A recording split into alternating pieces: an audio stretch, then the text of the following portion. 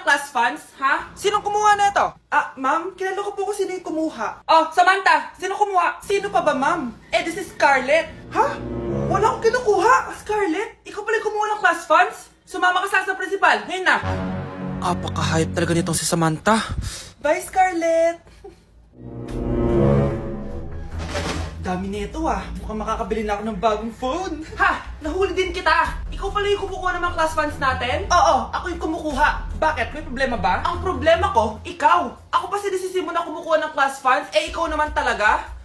Isusumbong kita kay ma'am. Wala ka namang ebidensya.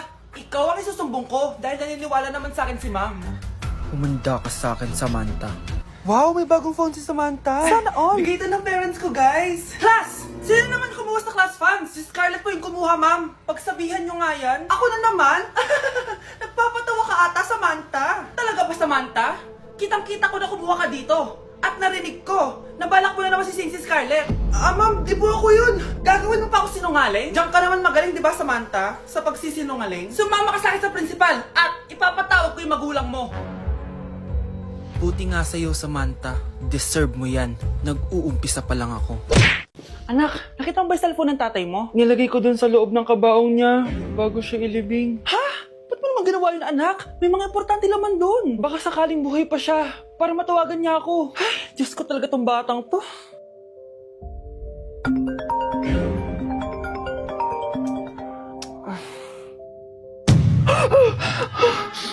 Matawag si tatay. Nay, kailangan natin pumunta sa sementeryo. Tumawag sa akin si tatay. Anak, pwede ba? Wala akong oras makipagbiruan sa'yo. Marami pa ako tatapusin trabaho. Pero nay, Pag di ka pa tumigil, kukunin ko yung cellphone mo. tay, sumagot ka. Alam kong buhay ka. Sa lahat ng pwede kong makita, ikaw pa talaga. Jessica, tinatawagan ko lang tatay ko. Nababaliw ko na talaga, no? Patay na tatay mo, di ba? Baliw. Hindi, buhay siya. Ito tandaan mo. Kapag hindi ka pa tumigil sa kabaliwan mo, susunod ka na sa tatay mo. Sinabihan akong baliw ni Jessica tapos sinaktan niya ako. Totoo naman, di ba? Nabuhay ka. Anak, nabalitaan mo na ba? Ha? Ang alin, Nay? Patay na si Jessica. Natagpuan siyang walang buhay dyan sa may ilog. Ano? Ay, Diyos ko, kawawang bata. Tay, sumagot ka na please. Ikaw! Ikaw ang pumatay sa anak ko! Ano? Siya nga to ng away sa akin eh. Ikaw ang huli niyang kasama. Tandaan mo to. Isusunod kita sa tatay mo. Tay, hindi ko na alam gagawin ko.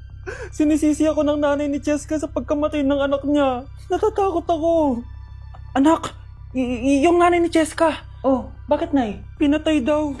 Binitin sa may puno. Ano? Nakakatakot na dito sa barangay natin, anak. Sinong pumapatay sa kanila? Nay, may tao. Sino po sila? Magandang araw po. Ako po si Detective Jason. Ako ang may hawak sa investigation case sa pagkamatay ni Cheska at ng kanyang nanay. Bakit kayo nandito? Dahil dito,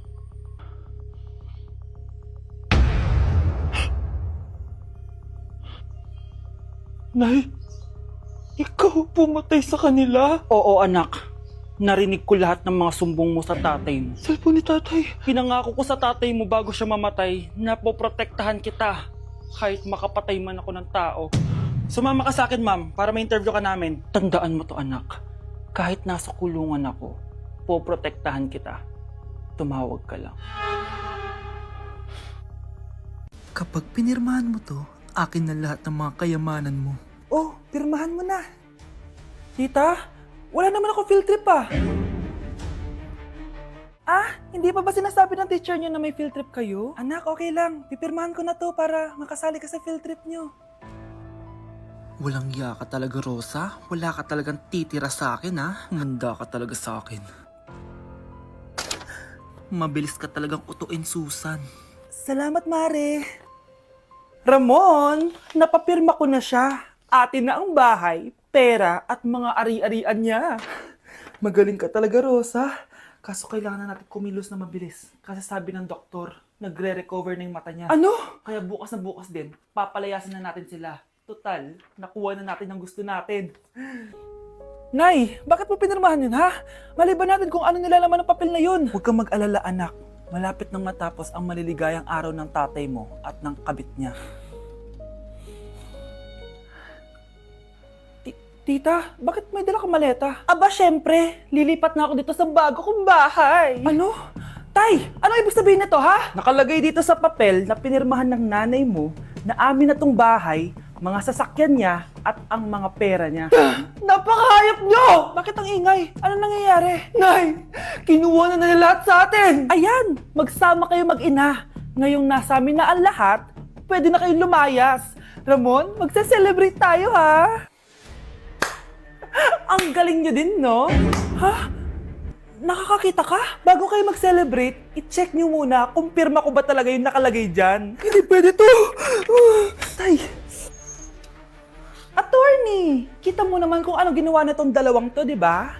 At nandito na rin ang ebidensya na magpapatunay na naghaharutan sila sa loob ng bahay ko. Anong gagawin niyo sa amin, ha? Mahal, huwag mo naman gawin sa amin to, please, oh. Magbabago ako, please. Oh, eh! Sorry kung natatapakan kayo pagka-love team nyo, ha? Arestuhin nyo na yung mga yan.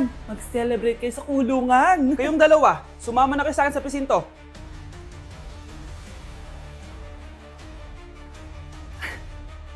Grabe, ang pangit ko pala dati nung bata ako. Sino itong tumatawag? Hello? Scarlett, wag kang papasok bukas sa school ha? Ha? Bakit? Sino ka ba? Basta, sundin mo na lang ako please. Ano yun? Ang weird. Oh anak, hindi ka pumasok? Ah, opo nay. Masakit po yung pagkaramdam ko eh. Ah, pagaling ka anak ha? Anak, yung school mo, nasusunog. Nasusunog nay? Totoo nga yung sinasabi ng caller kanina. Grabe, buti na lang anak hindi ka pumasok sa school ngayon. Sino na naman tumatawag na to? Hello? Sino to? Scarlett, wag kang matutulog ngayong gabi ha? Ikaw na naman? Paano mo nalalaman yung mga yan ha? Scarlett, please sundin mo na... Anak, matutulog na ako ha? Ikaw din, huwag ka na magpuyat. Ah, sige po, Nay. Tatapusin ko lang po itong pinapanood ko. Kung hindi ako matutulog, ano namang gagawin ko buong gabi? Matutulog na lang ako. Baka niloloko lang ako ng caller na yun. Nay! Nay! Gising, Nay! Ano nangyari, anak? Binabangungot ka, Nay. Buti gising ka pa. At nagising mo ako. Sino ba talaga yung caller na yun? Sino ka ba talaga, ha? Bakit alam mo lahat ng mga masasamang mangyayari? Gusto mo ba talaga ako makilala, Scarlett? Oo, dahil hindi ako matatahimik. Magkita tayo malapit sa puno ng mangga. Hello? May tao ba dyan? Hi, Scarlett. Ikaw ba yung caller? Gusto mo ba talagang makita kung sino ako? Oo.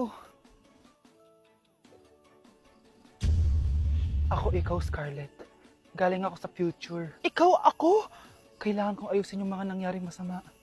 Paano? Paano nangyari yun? Basta, Scarlett, ayusin mo yung mga desisyon mo sa buhay, ha? Sige na, baka mahuli pa ako ng mga humahabol sa akin. Sandali! Sino humahabol sa'yo? Ano nangyayari? Sino to? Ano to? Hoy! Takuri ba to? Ba't ang dumi? Ba't gumagalaw?